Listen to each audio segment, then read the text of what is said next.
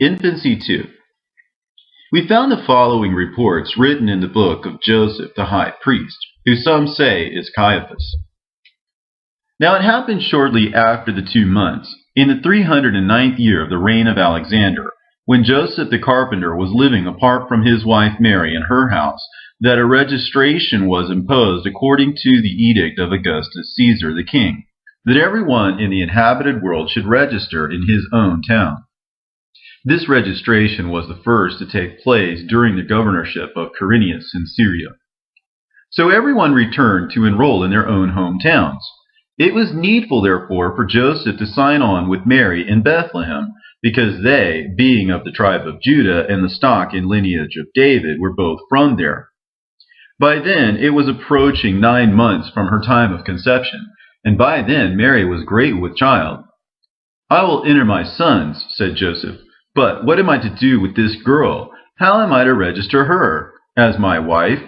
I am too embarrassed to admit that. Perhaps as my daughter. I cannot, for the children of Israel are all aware that she is not my daughter. No, on this, the Lord's day, the Lord will do as he sees fit." So the aged and righteous Joseph got up, packed some essentials, saddled his donkey, and seated her on it.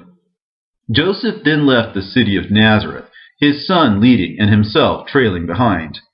They passed through Galilee and entered into Judea, then traveled on to Jerusalem and Bethlehem. And as they were approaching the 3rd milestone, Joseph turned around and noticed Mary looking sad. So he thought within himself, "Perhaps the child within her is causing her anguish." Later on, Joseph turned around and saw her laughing out loud. So he asked her, "Mary, why do I see laughter on your face one minute and sorrow on it the next?" And Mary replied to Joseph, "I can see 2 peoples with these eyes of mine, one of them weeping in bitterness, and one triumphing in utter joy." When they reached the halfway point along the road to Bethlehem, Mary called out to Joseph, "I see 2 nations before me, one weeping and the other rejoicing." "Sit quietly upon your beast," answered Joseph, "and speak only when necessary." A handsome young man, all dressed in white, appeared before them there and asked, "Joseph, why did you say that the words that were spoken by Mary concerning the 2 peoples were superfluous?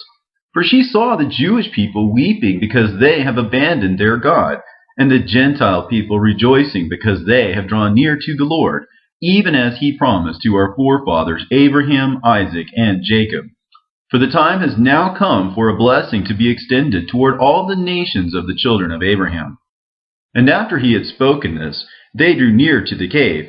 And the angel commanded the donkey to stop, for it happened at that point that the time for her to give birth had come.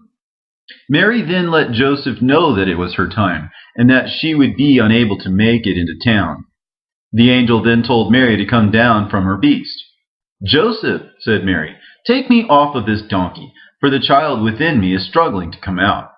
And Joseph helped her down from it, and the throes of childbirth drove her to the base of a palm, where she lamented, "Oh, that I had only died before and passed into oblivion." And from within a voice cried out, "Do not be sad, for below at your feet your Lord has provided you with a brook. Now if you should shake the palm of it, it will drop fresh, ripe dates into your lap. Eat, drink, and rejoice, therefore. And if you should meet with anyone, merely say, 'I have sworn a fast to the Lord this day, and will not speak with any man.'" And Joseph asked her, "Where am I to take you in this forsaken place, that I might conceal your disgrace?" "Enter into an underground cavern which has never seen the light of day," the angel replied, "but which has forever been choked with darkness." Joseph found a cave nearby, and Mary said, "Let us enter into it." And he took her inside. Now as soon as Mary entered the cave, it began to shine as bright as the 6th hour of the day. And the light which came from God was such that so long as Mary was there, be it either night or day, there was never any lack thereof.